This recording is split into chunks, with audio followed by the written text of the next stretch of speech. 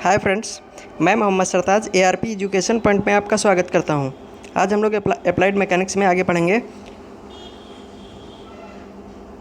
आज हम लोग laws of parallelogram of forces पढ़ेंगे, अर्थात कह सकते हैं कि बलों के समांतर चतुर्भुज का नियम पढ़ेंगे।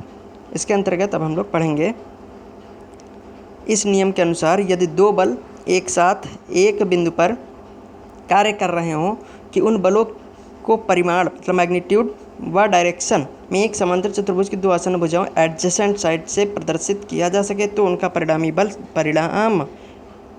बल परिमाण व दिशा में समांतर चतुर्भुज के उस विकर्ण मतलब डायगोनल से प्रदर्शित किया जा सकता है जो उन बलों के कटान बिंदु से होकर जाता हो।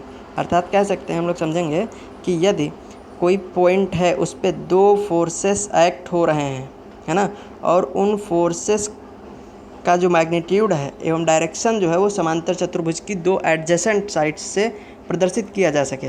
एडजेसेंट साइड मतलब दोनों अगल बगल की भुजाएं, एक पॉइंट से निकले दोनों भुजाएं, है ना, एडजेसेंट साइड से प्रदर्शित की जा सकें तो उनका जो परिणामी होगा, रिजल्टेंट होगा, अर्थात उन दोनों फोर्सेस का जो रिजल्टेंट फोर्स होगा उसका मैग्नीट्यूड एंड डायरेक्शन समांतर चतुर्भुज मतलब उस समांतर चतुर्भुज के उस विकर्ण से प्रदर्शित किया जा सकेगा जो उस पॉइंट से उन दोनों के कटान बिंदु से होकर जाता हो। अर्थात कह सकते हो कि उन दोनों के कटान बिंदु से होकर जाता हो, इंटरसेक्टिंग पॉइंट से होकर जाता हो। जैसे कि यहाँ पे देखेंगे कि यहाँ पे एक पॉइंट है ओ, है ना, ओ पॉइंट है जिसपे एक फोर्स पी वेक्टर लग रहा है ओ ए के डायरेक्शन में, है ना, और एक क्यू वेक्टर फोर्स लग रहा है ओ बी की डायरेक्शन में, है ना।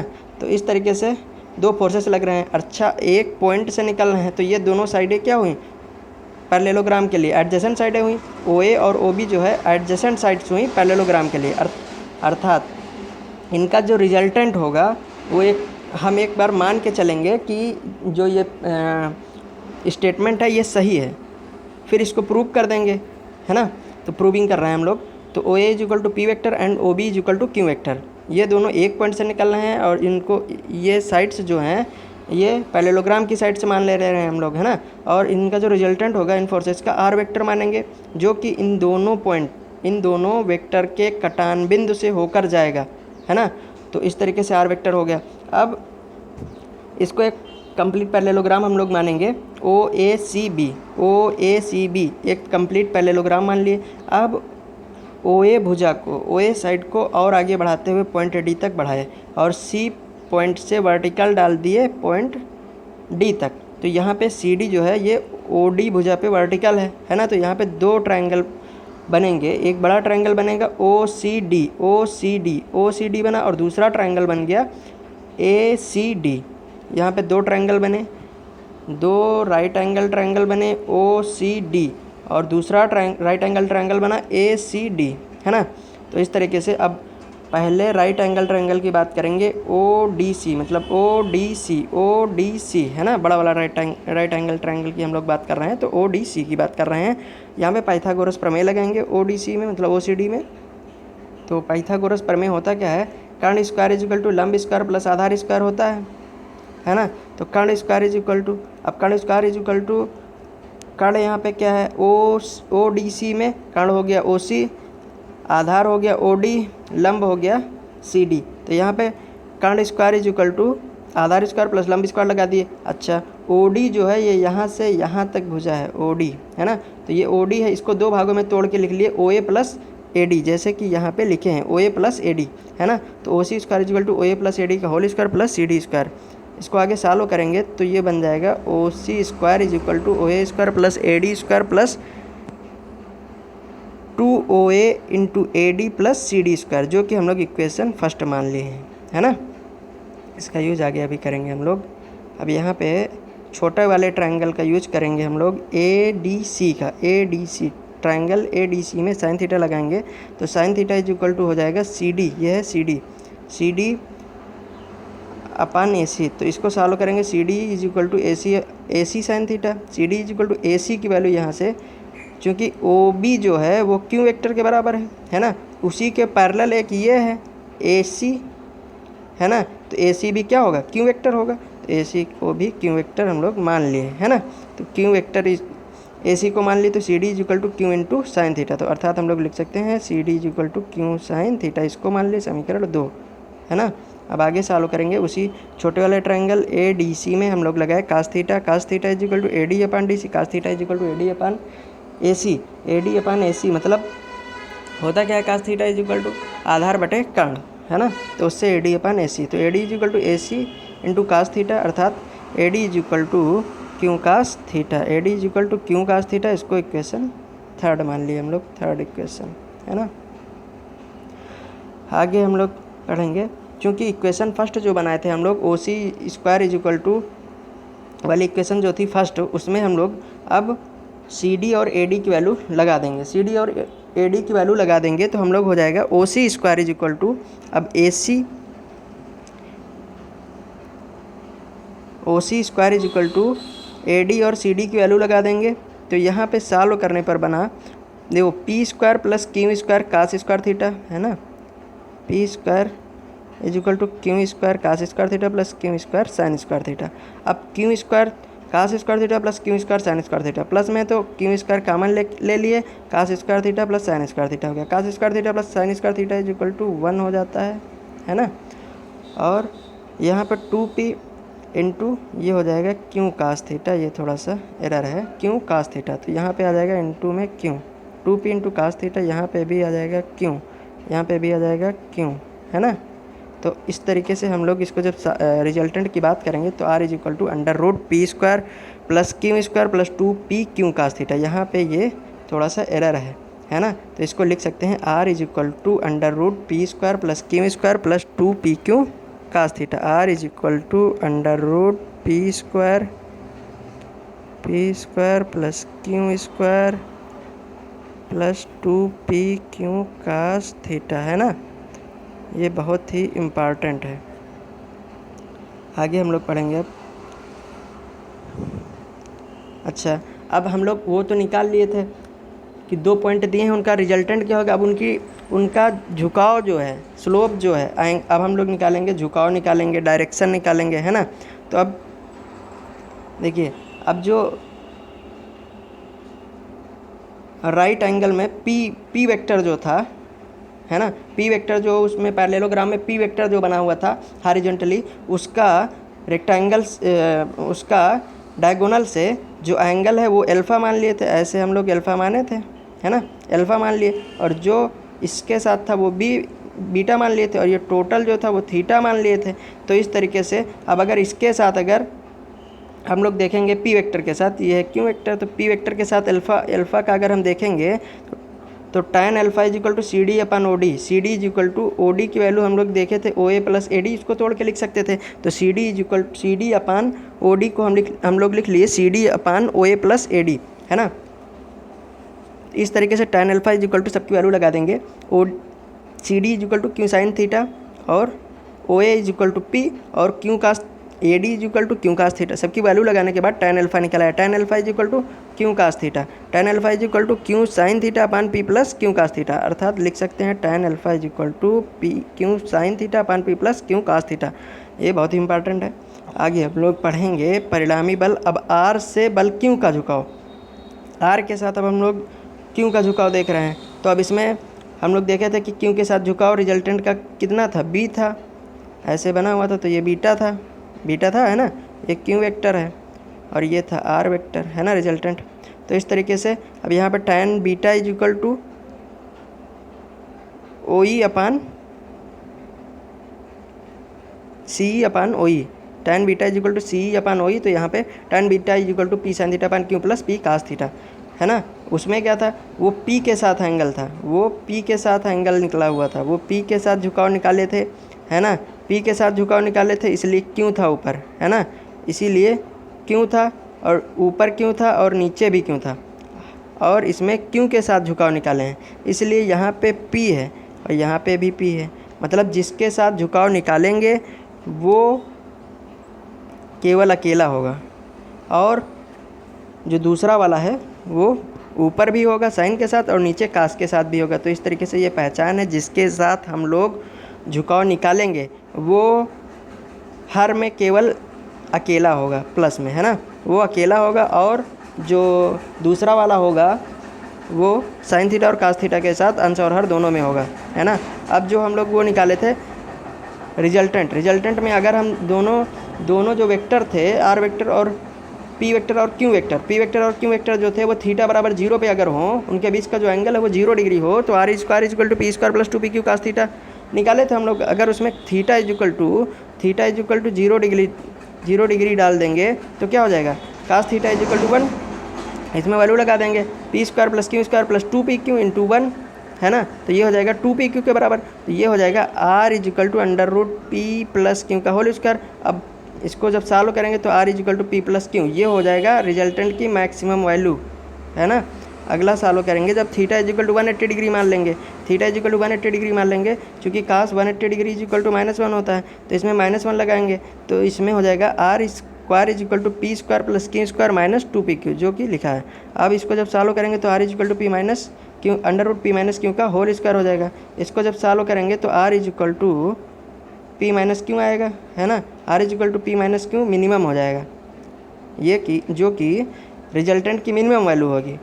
अर्थात केस थर्ड जो होगा, जब दोनों वेक्टर जो हैं, दोनों फोर्सेज 90 डिग्री के एंगल पे लगे होंगे, जब लगे होंगे तो R square is equal to P square plus Q square plus 2 P Q cos 90 हो जाएगा, क्योंकि कास 90 की वैल्यू हम लोग जानते हैं 0 होती है, इसलिए R is equal to under root P square plus Q square, है ना। अब अगर दोनों फोर्सेस था, अब उसमें हम लोग देखेंगे पी के साथ अगर झुकाव देखेंगे, पी के साथ, है ना, पी के साथ अगर झुकाव देखेंगे, पी के साथ झुकाव अगर हम लोग देखेंगे तो क्या हो जाएगा, क्योंकि पी के साथ झुकाव है तो नीचे पी ही रहेगा और दोनों जगहों पे क्यू होगा, तो इसलिए tan alpha is equal to Q sine theta upon P plus Q cos theta. इस तरीके से 90 अगर थीटा इज इक्वल टू 90 लगाएंगे तो क्यू अपान पी, अर्थात tan alpha is equal to Q upon P हो जाएगा। अब नोट इसमें क्या है कि जब थीटा इज इक्वल टू 0 डाले थे तो क्या प्राप्त हुआ था, R is equal to P plus Q, है ना। तो ये क्या था, मैक्सिमम था, इसीलिए यहाँ पे लिखा हुआ है दो बलों का परिणामी अधिकतम होगा जब theta is equal to 0 degree. फिर आगे देखेंगे दो बलों का परिणामी न्यूनतम होगा जब theta is equal to 180 degree. जब theta is equal to 180 degree डाले थे हम लोग तो क्या आया था, R is equal to P minus Q, है ना, दोनों का अंतर आ गया था, तो यहाँ पे न्यूनतम हो गया था। अब एक क्वेश्चन है, एक पिंड पर दो संगामी बल मतलब कॉन्करेंट फोर्सेज, मतलब एक ही बिंदु से होकर जाते हैं। दो कॉन्करेंट फोर्सेज इस तरीके से कार्य कर रहे हैं, यदि उनके बीच का कोण, अब ये अगर 90 डिग्री है ना, ये 90 डिग्री है, तो उनका परिणामी बल R is equal to under root 10 newton है। जब उनके बीच का कोण 60 डिग्री हो तो उनका परिणामी इतना हो जाता है। तो उन बलों का मान ज्ञात कीजिए, अर्थात दोनों बल P और Q मान लेते हैं, है ना, दोनों बल P और Q मान लिए हम लोग। आगे देखेंगे फिगर से, आर इज, इसमें एक बल P मान लिए थे हम लोग, एक बल मान लिए थे Q, है ना। इन दोनों का परिणामी जब 90 डिग्री पे ये लग रहे थे तो परिणामी इतना था R, है ना। तो इसके लिए R is equal to under root P square plus Q square plus 2 P Q cos theta. अब थीटा की वैल्यू यहाँ पे कितनी थी, theta is equal to 90 degree था, है ना, theta is equal to 90 degree हो गया था, तो यहाँ पे theta is equal to 90 degree लगा दिए। अब इसको सॉल्व करने के बाद P square is equal to P square plus Q square is equal to 10, इसको समीकरण 1 मान लिए, इक्वेशन 1 मान लिए। आगे एक था, जब दो फोर्सेस पी वेक्टर और क्यू वेक्टर आपस में 60 डिग्री पर काम कर रहे हैं, वर्क कर रहे हैं, तो ये जो उनका रिजल्टेंट होगा, है ना, तो उसकी रिजल्टेंट जो था, अब रिजल्टेंट के लिए ये वैल्यू कितनी थी, 13 थी, R is equal to root 13 थी इसके केस में, है ना, जो कि यहाँ पे लगा है। R square is equal to P square plus Q square plus 2 P Q cos 60, क्योंकि theta is equal to 60 degree दिया हुआ है। तो इस तरीके से हम लोग इसको सॉल्व करेंगे तो यहाँ पे आ जाएगा P square plus Q square plus 2 P Q is equal to root 13, ये सेकंड इक्वेशन बन गई। अब दोनों को सॉल्व करने के बाद पी क्यू की वैल्यू निकाल लिए, 3 आ गई, है ना, इक्वेशन 1 और 2 से P Q is equal to 3 आ गई, इक्वेशन 3 बना लिए। अब पी प्लस क्यू का whole square is equal to होता क्या है, P square plus Q square plus 2 P Q होता है ना। R is P plus Q का whole square is equal to P square plus Q square plus 2 P Q. P square plus Q square equation first से हम लोग को पता है कि 10 होता है ना, और पी क्यू की वैल्यू यहाँ से 3 निकाल ली, तो 2 × 3 हो जाएगा, तो P plus Q is equal to 4 और पी माइनस क्यू का होल स्क्वायर इसी तरीके से लगा देंगे, तो पी माइनस क्यू का whole square is equal to P square plus Q square minus 2 P Q. तो इससे पी माइनस क्यू की वैल्यू 2 आ गई। अब यहाँ पे सॉल्व करके पी इज इक्वल टू आएगा 3 न्यूटन और Q is equal to 1 newton, है ना। तो इस तरीके से पी और क्यू लग गया। इसी तरीके से क्वेश्चन इसी तरीके से सॉल्व होंगे, बहुत ईजी होंगे ये क्वेश्चन, बस गौर से पढ़ना होगा, इनको समझना होगा कि क्वेश्चन कह क्या रहा है। बहुत ही आसान होंगे। दो समान परिमाण बल के तल बल P एक बिंदु पर कार्य कर रहे हैं, यदि उन बलों का परिणामी बल भी P हो तो उन बलों के बीच कोण, अर्थात कह सकते हैं कि दो समान परिमाण मतलब ये P है ना, और ये सपोज करो ये भी P है, और उनका जो परिणामी है रिजल्टेंट है वो भी P है ना। तो अब इनके बीच का एंगल उन बलों के बीच का एंगल मतलब थीटा पूछ रहे हैं हमसे, है ना। P इज इक्वल टू, अब इसमें क्या होगा कि P is equal to Q is equal to R is equal to P, है ना। तो इस तरीके से हम लोग इसको रख के सॉल्व करेंगे।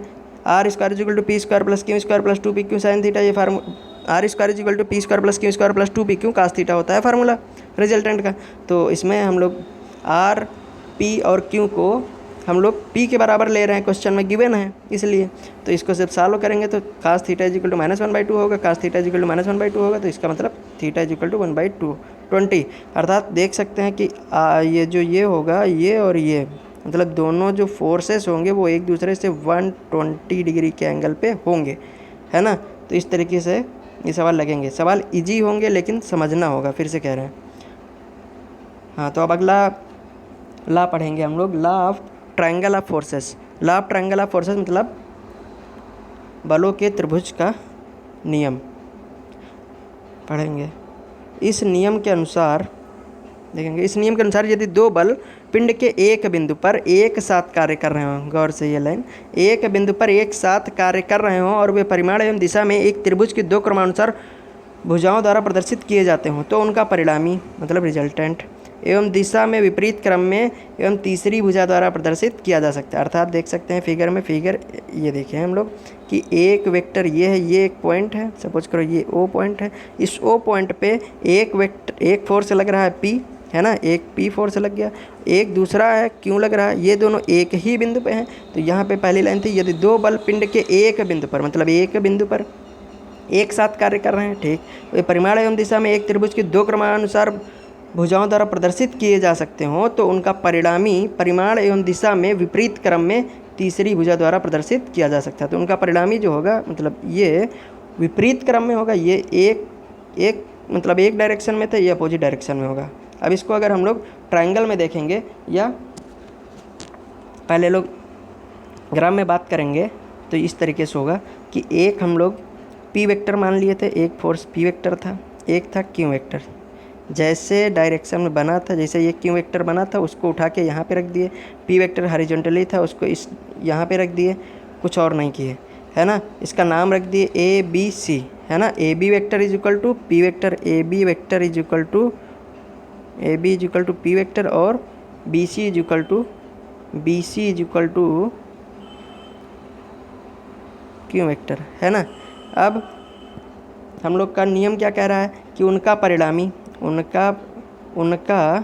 परिणामी परिमाण एवं दिशा में विपरीत क्रम में तीसरी भुजा द्वारा प्रदर्शित किया जाता है। तो एक ट्रायंगल ABC अगर बन रहा है ना, तो उसका इनका परिणामी मतलब P और Q का परिणामी इनकी दिशा के विपरीत क्रम में,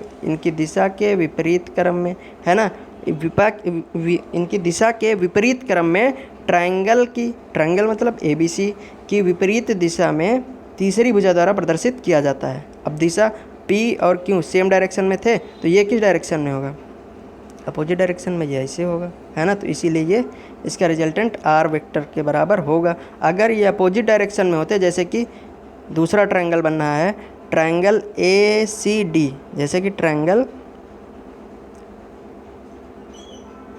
ACD में, है ना, इस वाले ट्रायंगल में, तो यहाँ पे Q वेक्टर ये है, अब P वेक्टर ये है, तो इसकी ये सेम डायरेक्शन में, अपोजिट डायरेक्शन इनकी क्या होगी, ये होगी अपोजिट डायरेक्शन, है ना। अब हम लोग देखेंगे तथ्य, देखेंगे law of triangle of forces मतलब बलों के त्रिभुजों का नियम में जो तथ्य निकले, पॉइंट निकले, नोट हुआ, वो है क्या? इंपॉर्टेंट पॉइंट ये है कि यदि 3 बल पिंड के किसी एक बिंदु पर कार्य कर रहे हैं, है ना, तो यदि 3 बल पिंड के किसी एक बिंदु पर कार्य कर रहे हों और वे परिमाण एवं दिशा में एक त्रिभुज की क्रमानुसार 3 भुजाओं द्वारा व्यक्त किए जा सकते हों, तो वे साम्यावस्था में होंगे, इक्विलिब्रियम में होंगे। वो आगे पढ़ेंगे हम लोग, लेकिन आज अभी तय जानेंगे इक्विलिब्रियम के बारे में, अगले लेक्चर में पढ़ेंगे। यदि 2 पिंड किसी बिंदु पर कार्यरत 3 बल यदि पिंड के किसी बिंदु पर कार्यरत 3 बल साम्यावस्था में हो, अब ये उसका रिवर्स होगा। यदि पिंड के यदि किसी बॉडी पे कार्यरत 3 बल साम्यावस्था में है, पहले से ही इक्विलिब्रियम में है तीनों फोर्सेस, तो उनके परिमाण एवं दिशा में एक त्रिभुज की तीनों भुजाओं द्वारा व्यक्त किया जा सकता है। पहला वाला क्या था कि यदि त्रिभुज की तीनों भुजाओं, 2 भुजाएं, तीनों फोर्स एक पॉइंट पे लग रहे हैं, एक ट्रायंगल द्वारा व्यक्त किए जा रहे हैं, तो वो आपस में क्या होंगे? इक्विलिब्रियम में होंगे। इसमें है कि अगर त्रिभुज के तीनों भुजाओं पे कार्य करने वाले वो इक्विलिब्रियम में हैं, अगर तीनों फोर्सेस इक्विलिब्रियम में हैं, तो वो एक ट्रायंगल की भुजाओं द्वारा व्यक्त किए जा सकते हैं, अर्थात converse of law of triangle of forces कह सकते हैं। ये भी सत्य है, converse of law of triangle of forces, अर्थात इसे त्रिभुज के नियम का विलोम भी कहा जाता है, जो कि सत्य है। अब आगे पढ़ेंगे। यदि कोई पिंड किन्हीं 3 बलों के अंतर्गत साम्यावस्था में है, तो कोई से दो बल एक बिंदु से होकर गुजरते हैं, तो तीसरा बल भी इसी बिंदु से होकर गुजरेगा।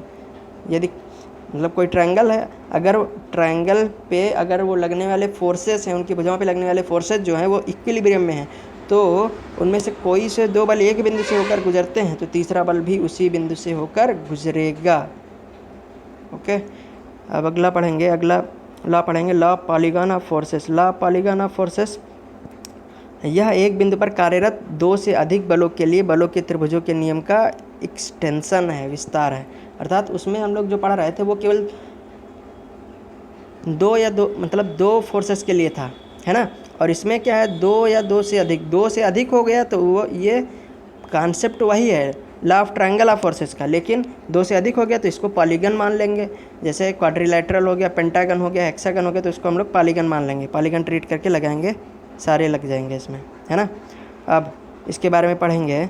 जब किसी पिंड पर विभिन्न समतलीय बल कार्य कर रहे हों, मतलब एक ही समतल में कार्य करने वाले बल हों किसी बॉडी पे, और वे परिमाण एवं दिशा में किसी बहुभुज की भुजाओं द्वारा प्रदर्शित किए जा सकते हों, तो उनका परिणामी जो होगा, ये बहुत इंपॉर्टेंट, उनका परिणामी उनकी विपरीत दिशा में कार्य करता है। इसी परिणामी को बहुभुज की विपरीत दिशा में मिलाने पर एक क्लोज्ड पॉलीगन बनता हो। अर्थात कह सकते हैं, देखेंगे इसका एग्जाम्पल तो और अच्छे समझ में आएगा, कि एक प्लेन है, उसमें एक बॉडी है, उस पर F1 force, F2 force, F3 force, F4 force लग रहे हैं, इतना समझेंगे अभी, है ना। अब जैसे जैसे ये लग रहे हैं वैसे वैसे इसको हम लोग बनाएंगे।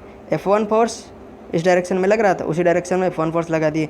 जिस डायरेक्शन में F2 फोर्स लग रहा था उसी डायरेक्शन में F2 फोर्स लगा दिए। F3 फोर्स जिस डायरेक्शन में लग रहा था उसी डायरेक्शन में F3 फोर्स लगा दिए। F4 फोर्स जिस डायरेक्शन में लग रहा था उसी डायरेक्शन में लगा दिए। अब इतना ये पॉलीगन खाली बचा है, मतलब इतना साइड जो है इसका रिक्त है। तो इसमें क्या होगा, अगर इसको रिवर्स डायरेक्शन में मिला दिए तो ये आर वेक्टर, मतलब इन सभी का रिजल्टेंट वेक्टर होगा, और इन रिजल्टेंट वेक्टर को मिलाने पर एक क्लोज्ड पॉलीगन बन जाएगा, है ना, एक क्लोज्ड पॉलीगन बनेगा। आगे पढ़ेंगे। यहाँ पे जो फोर्सेस लग रहे थे उसको अगर हम क्वाड्रेंट में दर्शाएंगे, और कुछ थोड़ा सा सीख लेंगे, क्वाड्रेंट में दर्शाएंगे, जैसे F1 वेक्टर लग रहा है, F2 वेक्टर लग रहा है, F3 वेक्टर लग रहा है, F4 वेक्टर लग रहा है ना, एक पॉइंट पे लग रहा है। तो अब हम इनके बीच का एंगल, अगर क्वाड्रेंट और इनके बीच का एंगल हमेशा हम थीटा मानते चले जाएँ, थीटा सबके बीच में थीटा ही मानते चले जाएँ, थीटा मान लिए। जैसे एक्स एक्सिस और F3 के बीच में एंगल कितना है, थीटा है, और F2 और एंगल एक्स के बीच में एंगल थीटा है, F1 और एंगल एक्स के बीच एक्सिस एक्स के बीच में थीटा एंगल है, F4 और एक्स एक्सिस के बीच में थीटा एंगल, मतलब सभी एक्सिस और सभी फोर्सेस के बीच में थीटा एंगल मान लिए हम लोग। तो इसका जब हॉरिजॉन्टल कंपोनेंट करेंगे, समेशन ऑफ एफ एक्स, मतलब एक्स एक्सिस में जितने भी फोर्सेस होंगे उनका सम अगर करेंगे, अगर इसको पॉजिटिव मान लिए हम लोग, इसको पॉजिटिव मान लिए, इसको भी पॉजिटिव मान लिए, इसके अतिरिक्त जो भी डायरेक्शन होंगी वो निगेटिव होंगी। जैसे ये होगा निगेटिव, इस डायरेक्शन में लगने वाले फोर्सेस निगेटिव मान लिए हैं हम लोग, है ना, इस डायरेक्शन में लगने वाले फोर्सेस निगेटिव मान लिए हैं। तो एफ एक्स जो होगा समेशन ऑफ एफ एक्स, अब ये F1 है, तो F1 जो है इसका अगर हॉरिजॉन्टल फोर्स निकालना है तो कास थीटा के साथ जाएगा, तो F1 कास थीटा, ये लगेगा किधर, इधर लगेगा, मतलब पॉजिटिव डायरेक्शन में लगेगा। F4 वो भी पॉजिटिव डायरेक्शन में लगेगा, लेकिन F2 और F3 माइनस में लगेंगे, मतलब निगेटिव डायरेक्शन में लगेंगे, रिवर्स ऑफ एक्स एक्सिस में लगेंगे, तो माइनस में हो जाएगा। इस तरीके से समेशन ऑफ एफ एक्स हो गया। फिर अगला देखेंगे वर्टिकल कंपोनेंट का समेशन देखेंगे, summation of F Y. Summation of F Y तो इधर होगा तो पॉजिटिव होगा, इसके यहाँ पे होगा, अगर इस डायरेक्शन में होगा तो निगेटिव होगा, है ना, क्योंकि ऊपर की तरफ पॉजिटिव लेते हैं, नीचे की तरफ निगेटिव लेते हैं, दाईं तरफ पॉजिटिव लेते हैं और बाईं तरफ निगेटिव लेते हैं। ये एक साइन कन्वेंशन है जिसको हम लोग मान के चलते हैं, बहुत पहले से लोग पढ़ते आ रहे हैं इसको। जैसे कि F1 sine theta, F2 sign theta, ये किधर लग रहे हैं, ऊपर की साइड लग रहे हैं, पॉजिटिव डायरेक्शन में लग रहे हैं, इसलिए F1 sine theta, F2 sine theta plus में होंगे, और F3 साइन थीटा और F4 साइन थीटा नीचे की तरफ लग रहे हैं, अर्थात निगेटिव साइड में लग रहे हैं। अब अर्थात इनका अगर रिजल्टेंट निकालेंगे हम लोग तो रिजल्टेंट का फार्मूला क्या होता है, अब रिजल्टेंट का फार्मूला यही यहाँ पे लगेगा, R is equal to F X under root F X square plus F Y square. अर्थात कह सकते हो कि R is equal to under root horizontal component का whole square plus vertical component का होल स्क्वायर, है ना, हॉरिजॉन्टल कंपोनेंट का whole square plus vertical component का होल स्क्वायर। अगर डायरेक्शन देखेंगे, जो उनका रिजल्टेंट निकलेगा उसका डायरेक्शन अगर होगा तो वर्टिकल, मतलब summation of F Y upon summation of F X, अर्थात देख सकते हैं इसको कि tan theta is equal to V/H होगा, है ना, मतलब वर्टिकल कंपोनेंट्स का सम अपन हॉरिजॉन्टल कंपोनेंट्स का सम का रेशियो जो होगा वो रिजल्टेंट का डायरेक्शन बताएगा, है ना। आज हम लोग 3 लॉज पढ़े हैं, जैसे कि laws of parallelogram of forces, laws of triangle of forces, laws of polygon of forces, है ना। तो इस तरीके से ये इंपॉर्टेंट 3 फोर्सेस पढ़ लिए हैं। एग्जाम में, डिप्लोमा लेवल के एग्जाम में 3 ये ज़रूर मिलेंगे, है ना, 3 में से 1 ज़रूर मिलेगा, इसीलिए ये बहुत ही इंपॉर्टेंट है। इसके अगला वाला जो लेक्चर आएगा वो बहुत ही इंपॉर्टेंट है, क्योंकि उसमें हम लोग कुछ जो बचा हुआ है वो लास्ट लेक्चर होगा इस चैप्टर का, लॉज ऑफ फोर्स का, तो बहुत ही इंपॉर्टेंट रहेगा, वो आप सभी लोग देख लेना, अन्यथा नुकसान होगा। और जो भी लोग हमारे चैनल पे नए हैं, पहली बार आए हैं, वो प्लीज़ चैनल को सब्सक्राइब कर लें, जो भी वीडियो देख रहे हैं लाइक कर दें, और सबसे अहम बात, जो भी इस वीडियो को देख रहे हैं इसमें जो भी खामियां हो, बेशक आप लोग पूरे फ्री हैं, मतलब कमेंट करने के लिए कि हाँ इसमें कुछ ऐसा करिए सर आप कि वीडियो और अच्छे बन सकें, है ना। आप लोग अपना ज्ञान दे सकते हैं, ठीक है, थैंक यू।